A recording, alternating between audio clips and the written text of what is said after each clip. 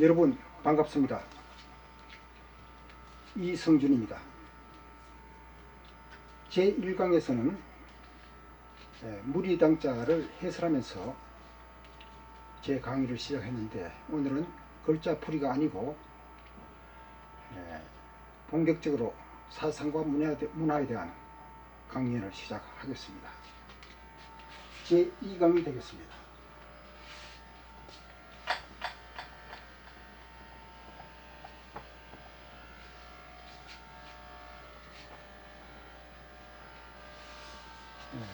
그 무리당자를 설명하면서 무리당자에 왜 금물 흑자를 넣느냐,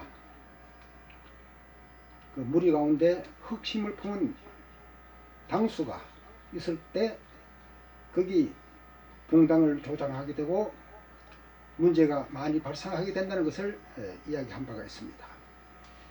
그러면 그 인간의 공동체 생활 가운데 왜 금은 세력이 들어오게 됐는가, 이것을 짚어봄으로 말미암아 그것을 우리 현대 사회에서 이 사회를 해석하는 하나의 나침반으로 삼고자 하는 그런 생각을 가지고 강의를 시작하겠습니다.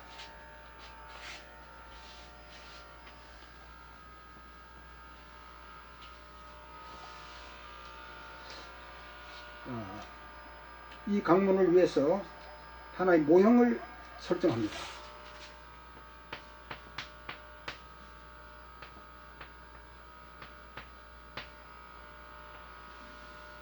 어떤 고향이 있어요.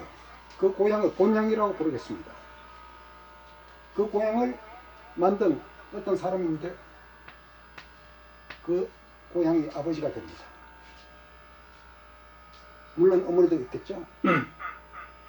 그래서 여기서 아들을 두게 되고 또 장차 며느리가 될 사람을 하나 맞이하게 됩니다.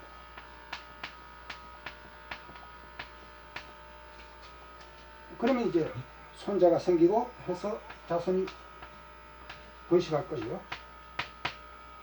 그런데 이 자녀를 두기 전에 이 아버지가, 다시 말하면 이 주인이, 이 동산의 주인이, 고향의 주인이 자기를 도와서 일할 사자를 뒀어요. 심부름하는 사람을 뒀습니다. 이것을 뭐 종이라 해도 좋고 집사라 해도 좋고 여러 가지 호칭이 있을 것입니다. 어쨌든 간에 이 자녀가 태어나기 전에 이 사자를 들고 많은 일을 해서 아주 이 세상에서 가장 아름다운 동산을 만들고 자녀를 낳았습니다. 그런데 아들 하나밖에 못 낳고, 그러니까 아들 때 가서 후손이 끊어지면 안 되니까 며느리감을 맞는데 민며느리를 구했습니다. 민며느리를 한 것은 어린 남의 집 귀한 두수를, 어린애를 데리고 와서 성장시키면서 그 집에 가풍도 익히고 딸처럼 기르다가 성인이 되면, 즉 사춘기를 지나서 성인에 이르면 두 사람 결혼시켜서 한 가족을 꾸리게 되는 그런 제도입니다. 옛날은 우리나라에서 흔히 있었습니다. 지금은 있는지 모르겠습니다만도.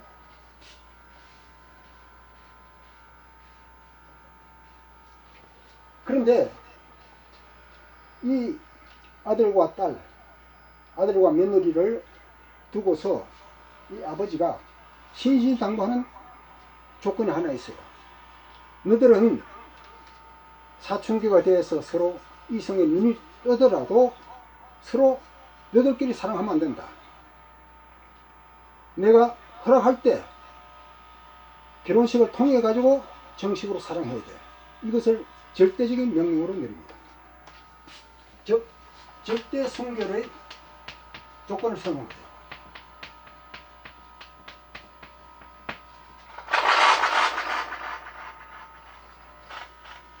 왜 이런 조건을 제시했는가? 그것은 그것만 해도 시간이 많이 걸리기 때문에 다음 시간 미루고 어쨌든 이것은 하나의 너들 책임이야 하고서 책임을 부과했습니다.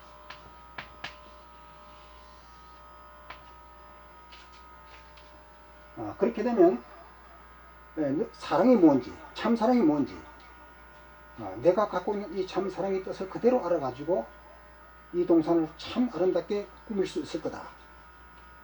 이런 기대를 가지고 그런 절대 순결의 조건을 제시했던 거예요. 그런데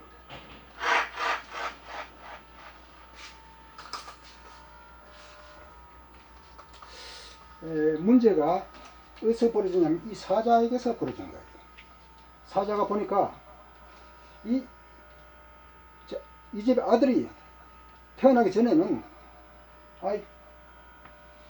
이 사람이 자기가 이 주인을 보고서 아버지라 부르고, 그래서 또 이 주인은 자기를 자식같이 생각하고, 그래서 참 좋은 관계를 유지하고 살았는데, 자식이 태어나서 점점 커지니까 아버지가, 주인이 자기 친자신을 사랑하고 자기로부터 점점 사랑을 멀리하는 같은 느낌을 받았습니다. 그러나 이 주인은 절대 그런 건 아니에요. 그 이전이나 그 후나 똑같은 사랑을 분배해 주는 겁니다. 그런데도 상대적인 관계에서 보면 사랑의 감소감을 느낄 수밖에 없는 그런 상황에 놓이게 된 것입니다. 그래서 사춘기가 됐습니다. 되고 나니까 이 사자의 마음속에 흑심이 생긴 겁니다. 내가 어떻게 하면 쟤들을 지배해서 이 고향 땅을, 이 고향 동산을 완전히 내 것으로 만들 수 없을까? 이것을 공리하다가, 그렇지, 이 며느리감을 내가 취하면, 내 상대로 취하면 이것을 내가 통째로 소유할 수 있겠구나, 이런 공리를 하게 됩니다. 그래서 며느리감에게 가서 얘기합니다. 야, 너 참 예쁘다.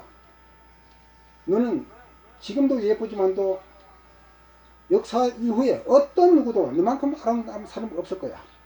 너가 최고야. 너무 사랑스러워. 이렇게 축해주니까 기분 좋겠죠? 그래, 그래서 어쨌다는 거야? 난 너를 사랑하고 싶고. 안 돼! 우리 아버지가 그건 못하겠어. 시아버지가 될 우리 아버지가 못하게 했어. 절대 안 돼. 아니야. 내가 나와 사랑을 나누면 내가 너보다 좀 지능이 높잖냐, 지혜롭잖냐. 그러면 내 지혜가 나한테 그대로 가서 너가 이 아버지 지혜보다 나아져. 그걸 두려워한 거야. 너가 이 고향 동산의 주인이 될까봐 그걸 두려워해서 그런 거지, 절대 딴 뜻이 없는 거야. 나하고 사랑을 해봐. 그래서 이 며느리감을 빼가지고 결국은 사랑을 나눕니다. 즉 절대 순결을 어긴 거예요. 그러고 나니까 이 며느리감이 기가 찬 거예요. 아하, 내가 잘못했구나. 상당히 눈이 밝아지고 세상을 달리 보게 됐어요. 과거엔 내가 아이였는데 이제는 어른이 된 느낌을 받는 거예요. 그래서 어떻게 하면 좋나? 이 장차 결혼할 이 아들을 내가 구해야지. 그래가지고 나와 같은 입장에 서야 내가 이 죄책감을 면할 수 있겠구나, 이렇게 생각하고 꾀입니다. 처음에 접근할 거 어림없어요. 그럼 안 돼. 아버지가 뭐라 했는데. 이러니까 아니야, 내가 사실은 이렇게 질종하고 어떤 관계를 해보니까 너무 좋아. 그런데 그건 가짜야. 내가 진짜야. 내가 내 짝이 되어야 할 사람이니까 나하고 사랑을 나눠보자 해서 사랑을 나눕니다. 그러니까 절대 성질이 완전히 깨지고 파탄난 겁니다. 그러니까 이 아버지가 볼 때 이건 완전히 망종들이 된 거예요. 자기 이상을 완전히 그르친 폐륜 자식이 된 겁니다. 이래서 이것들을 쫓아냅니다.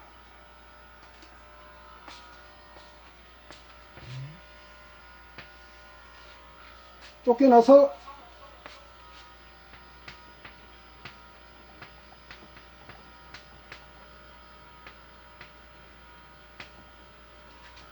여기는 누가 주인이 되느냐? 이 사자가 주인이 됩니다. 사자가 주인이 되고 여기 아들이 있고 여기 며느리가 있고 여기서 자손이 번져서 인류가 형성되는 거예요. 그런 식으로 그러면 하나의 모델이 됩니다. 그래서 이것을 가향이라고 부르겠습니다. 이건 본향이고 저건 가짜 고향입니다. 그래서 사람들이 태어나서 이 살다 보니까 가짜 주인 밑에서 사는 게 여러 가지 문제가 생겨요. 생기니까 아 이건 아니구나, 이거 벗어나야지 하고서 깨달음을 얻고 여기서 탈출하게 됩니다.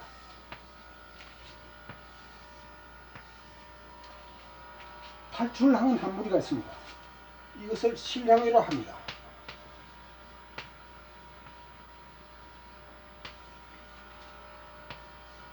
그런데 여기는 가짜 주인이지만 주인이 있는데 여기 주인이 없는 거예요. 누가 주인인지 몰라. 어쨌든 간에 이것과 같은 모형을 가지고 이루어가면서 자손이 전부 번져갑니다. 이 가향과 실향에 있어서 중대한 차이가 생깁니다. 그것을 하나하나 짚어보겠습니다.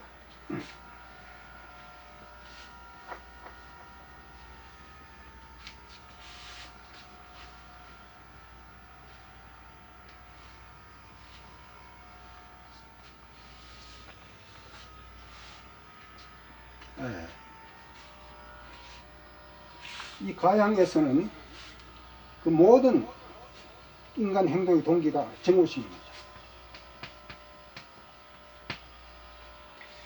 기분 나쁜 사람들이 있어. 상대방 기분 나빠. 저놈 때문에 모든 것이 안 돼.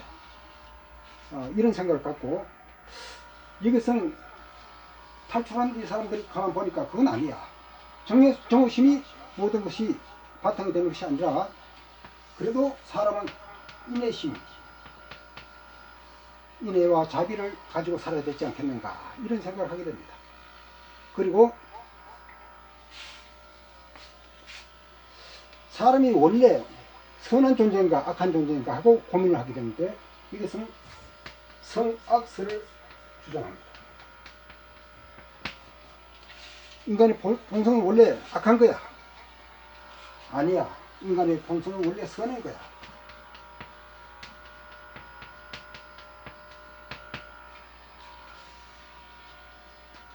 그리고 아까 주인이 가짜 주인이라고 그랬죠. 가짜 주인이기 때문에 거짓을 다반사로 얘기입니다. 거짓을 인정하는 거예요. 어떤 목적을 이루기 위해서는 거짓을 하는 것이 당연하다. 다만 상대방이 이렇게 모르게 하면 되고, 그 다음에 상대방이 알 때는 우기면 되고, 이것을 이런 사상을 갖게 돼요. 여기서 탈출한 사람들 그건 아니야.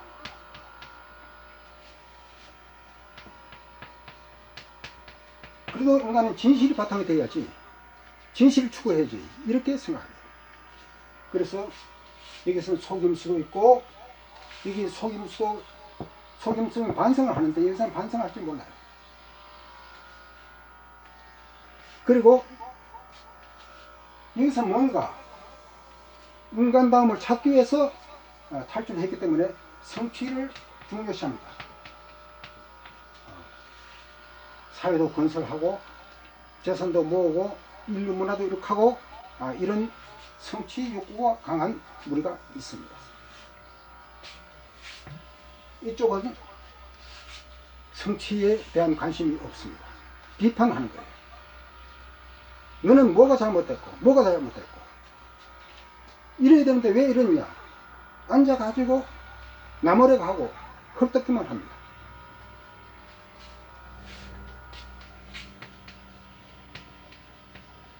비판.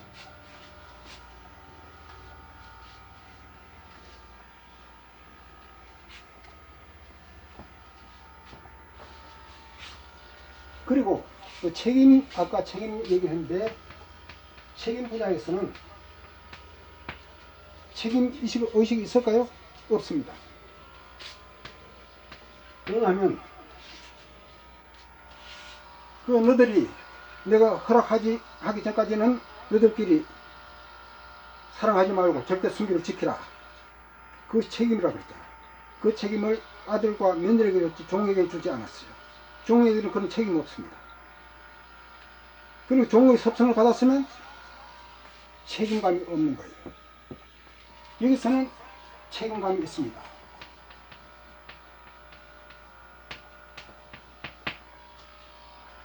그러면 어떤 일이 벌어졌다. 그럼 누구 탓인가? 물론 잘한 것은 내 탓이고 못한 안 된 것은 전부 내 탓이야. 내 탓.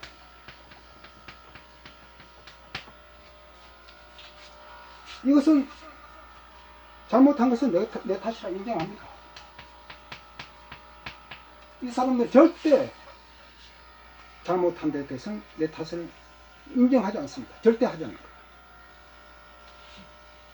잘된 것은 물론 내 탓입니다. 안 된 것은 전부 다 내 탓이야. 왜? 그 거짓 주인을 닮아서 그런 거예요. 아예 책임감이란 책임 분담으로 주어지지 않았던 거짓 주인의 섭성을 받아서 이런 일을 하게 된 거예요. 이것을 요새 내로남불이라고 말하죠. 이것을 달리 말하면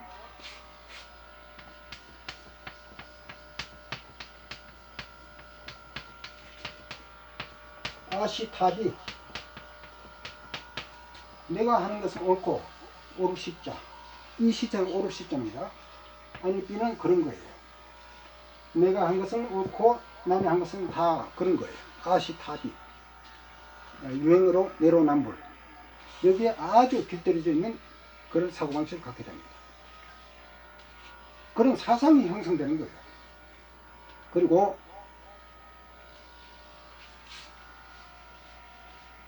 없는 자, 난 없는 사람이고 무산자고, 너희들은 있는 자 아니냐? 유산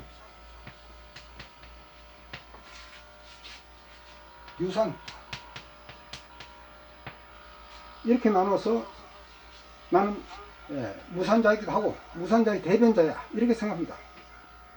그러면 그 대변자가 전부 다 실제로 무산자냐? 사상이기 때문에 무산자보다는 유산자일 수가 더 많습니다. 그 강남자파란 말이 거기서 나온 거예요. 그 무산자의 한 사람 가운데는 수십조 원의 재산을 가진 사람도 있습니다. 그 모 언론사의 사주가 그런 거예요. 그러면서 자기는 항상 무산자, 없는 자야. 그럼 없는 자는 왜 공격하냐? 왜 너 재산 내놔야지? 그래서 없는 사람 나눠줘야지. 이걸 요구하잖아요. 그러면 수조 원, 수십조 원을 가진 이 무산자는 어떻게 해? 자기도 내놔야지. 안 내놔. 어떤 사람은 변호사로서 수임을 해가지고 한번 수임료가 60몇 억이라고 해요. 그렇게 받았으면 수천억 재산을 가졌겠죠? 그 사람이 누구한테 회사했다는 그 재산을 가지고 이 세상을 밝게 했다는 그런 얘기 들어본 적 있습니까? 자기 사상으로 무산자이지 생각이 그런 거예요. 사상이 이렇게 무서운 겁니다. 그러니까 얼마나 좋아요. 이 공격성 무산자라고 해놓으면 남을 공격할 수 있어도 받지는 않는 거예요. 왜? 나는 무산자니까. 무산자를 또 대변하니까. 내가 뭐 수십조 원이 있다 하더라도 무산자를 대변하는 대변자니까. 나는 공격할 수 있고 너희들이 나를 공격하면 안 돼. 그러니까 강남자파가 되는 것이 굉장히 편리합니다. 알았죠? 그런 함정에 우리가 세뇌되어 있고 오도되어 있는 것입니다. 이쪽에서는 방어에만 주력하지 공격을 못해요.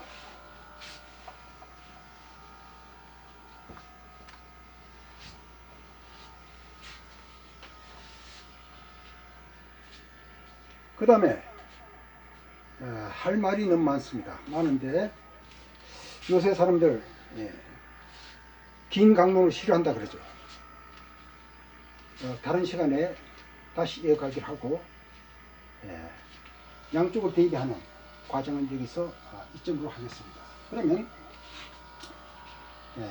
이것이 뭔가 잘못됐다고 보고 이걸 뛰쳐나온 사람들이 가향이 싫다고 해서 찾아나온 신량이 있대요. 신량 정착점은 아니죠. 어디 가야 할 곳이 있습니다.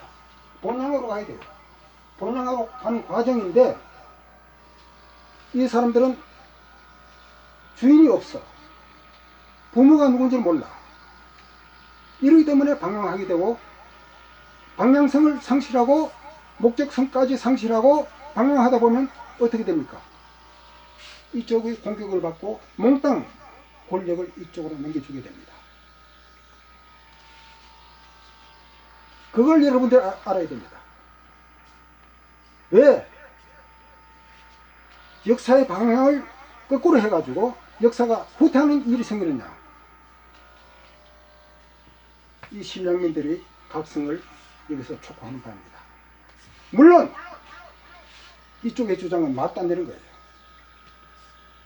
그러나 빌미를 줘서는 안 된다는 것을 여러분들이 알아야 되고,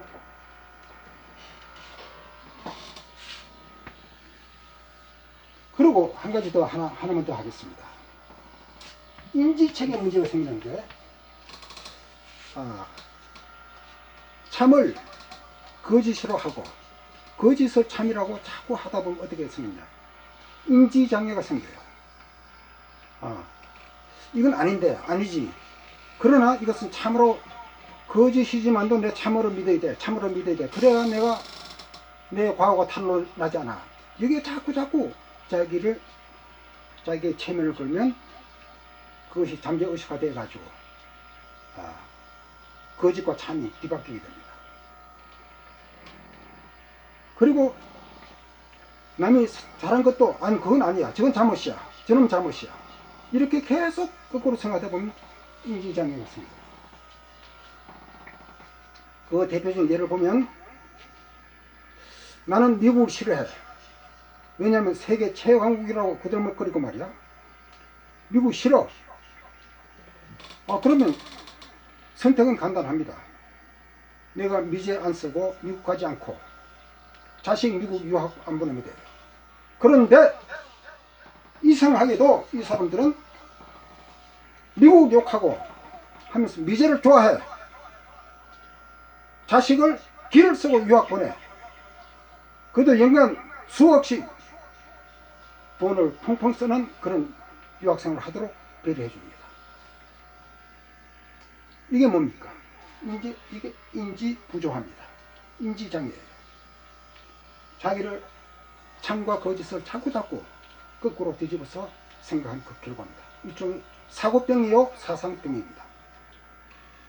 그런 병에 이쪽 사람들이 속으면 어떻게 되나? 귀가 찬 것이 아니에요. 거짓에 소음이 되겠어요? 이 사람들은 자기가 거짓말 한지 몰라. 이미 인지 부조가 일어나 버리면 했던 말 안 했다 그러고 번번스럽게 그렇게 합니다.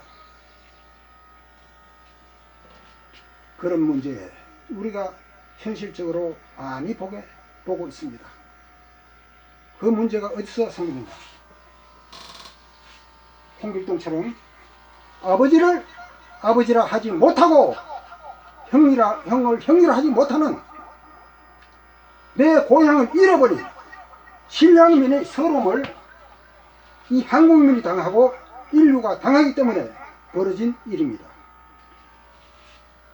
우리는 분명한 하나의 방향성이 있습니다. 인류 역사에 인간 생활에 방향이 어디 있어? 목적이 어디 있어? 이것을 부정하는 사람도 있습니다. 그러나 한 예를 들어 볼까요? 권선징악이라는 말이 있죠. 아주 진부한 말입니다. 너무나 많은 이야기를 들어서 아이고 권선징악 또 권선징악이야 이렇게 보면 진부하게 생각해요. 그러면 한번 이걸 생각해 봅시다. 군악 진선이라는 말을 우리가 할 수 있는가?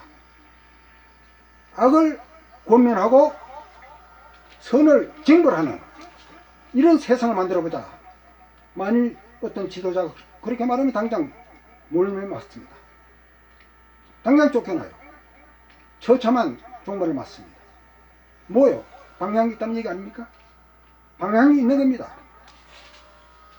가야 하는 방향이 있는데 신앙인이 되다 보니까 홍길동처럼 아버지를 잃어버린 입장에 있다 보니까 아버지를 아버지라 부르지 못하고 형을 형이라 부르지 못하는 이런 서름 가운데서 방황하다가 내 정체성을 상실하면 엉뚱하게 거짓 세력에 휘말려 가지고 온 국민이 도탄에 빠지고 세계가 혼란스러워지는 그런 사회가 벌어집니다.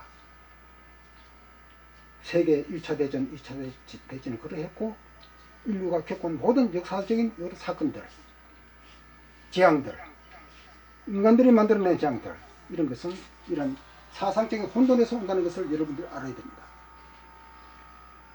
이것을 간단하게 개론적으로 말씀드리고 앞으로 강론을 통해 가지고 여러 시간 아마 내가 평생을 다 해도 하지 못할 그런 내용을 갖고 있습니다. 그리고 나는 이것을 위해서 목숨을 바친 사람이에요. 내가 대통령을 위해서 그럴까요? 재산을 모으기 위해서? 아닙니다. 그 사람이 한번 태어났으면 가볍게 죽여야죠. 뜻있게 죽기 위해서 나는 정의를 위해서, 진리를 위해서 아낌없이 모든 것을 바쳐온 사람입니다. 여러분 다시 다음 시간에 뵙기를 하고 오늘 강의를 마치겠습니다. 여러분 감사합니다.